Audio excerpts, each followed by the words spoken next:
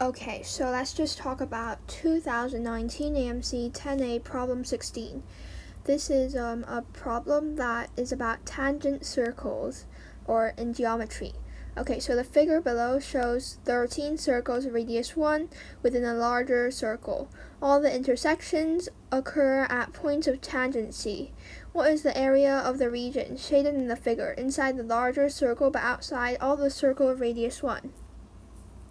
So when you face tangent circles, the best way to deal with this when you don't have an idea how to do this, though we do have an idea vaguely, which I'll talk about later, the best way to deal with tangent circles is that if we just connect some centers of the tangent circles.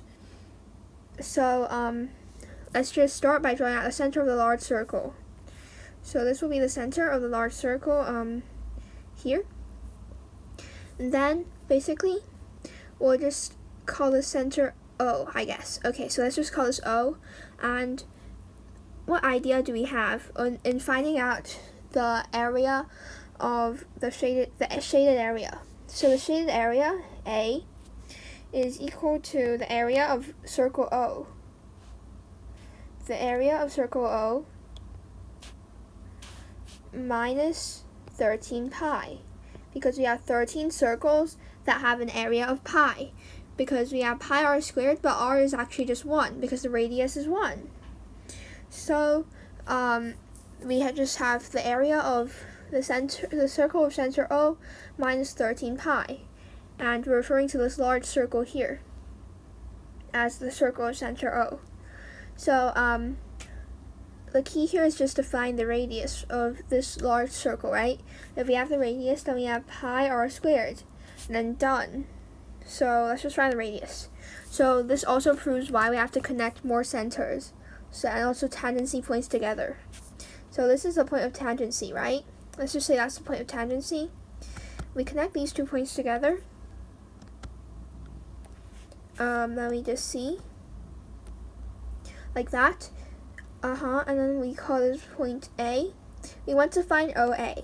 So how do we do this? So let's just plot all the tangency points and centers along this. So stuff like that.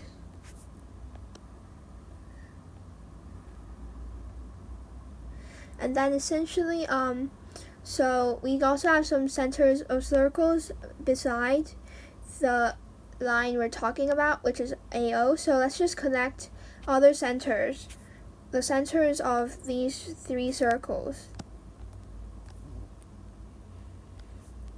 Like this. I mean, we don't have to do it, we only have to do it for one side. And then basically what we have here is that this radius is essentially perpendicular to AO, because this point is tangent to the circle itself, right? It's tangent to the circle B. So if we have a radius connected to that tangent point, then this tangent point, let's just call it C. BC is going to be perpendicular to AO. So this means that we have a right triangle, and we can maybe use the Pythagorean theorem. But how? We need 2 side lengths. We need the hypotenuse, and we need this side, the leg. And then we can find out this side here, which let's just call DC. And then if this is DC, DC and CO are equal. So DC and CO are equal. And then we already know AD, because AD is just 1. Because AD is the radius of a tiny circle, of the smaller circles. So that's just 1. We also know BC is 1. Because, well, it's kind of obvious, right? Like BC is the radius of a smaller circle. And so what's this side? This side, essentially, BD is just 2. Because, well, the first half is going to be 1, because that's the radius of a small circle. The second half is also going to be 1, because it's the radius of another small circle. So 1 plus 1 is just going to give us 2. So this is going to be 2. So we have 2. So we have 2 here. Now we have 1. We have 2. This means that we have a 30, 60, 90 triangle with size ratio 1 root 3, 2. So this angle is 30, this angle is 60. So 30 root 3, if BC is 1, CD is going to be root 3. Since CD is root 3, we know that CO is also root 3. So essentially, so AD is 1, right? Therefore AO, so therefore we know that AO is going to be, so this is going to be firstly AO squared pi minus 13 pi, which is going to be, so AO is in the first place 2 root 3 plus 1. So we square that, we minus 13, and then we times pi, because we took the common factor of pi out of the two expressions.